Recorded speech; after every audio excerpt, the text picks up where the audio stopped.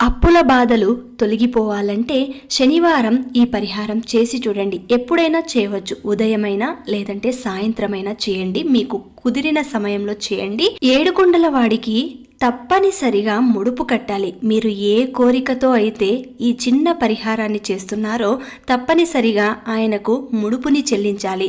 అది పసుపు వస్త్రంలోనే చెల్లించాలి. కాబట్టి పసుపు వస్త్రంలో ఎంత డబ్బులు ముడుపు కట్టాలి అని మీ మనసుకు అనిపిస్తుందో అంత మాత్రమే కట్టండి. ఆ తర్వాత ముడుపు కట్టినది స్వామివారి ముందు ఉంచి ఆయనకు ఏదైనా మీకు తోచిన నైవేద్యం పెట్టి ఒక చిన్న దీపం, అది కూడా బియ్యం పిండితో తయారు చేసిన దీపం, బియ్యం పిండిలో కొద్దిగా నెయ్యి వేసి కొద్దిగా బెల్లం వేసి దానిని దీపపు ప్రమిదంలాగా చేసి 7 వత్తులు వేసి నేతితో దీపారాధన చేయండి. ఇలాగా 7 వారాలు చేసి 7వ వారం తిరుపతికి ముడుపుతో సహా వెళ్లి మొక్కును చెల్లించుకోవాలి.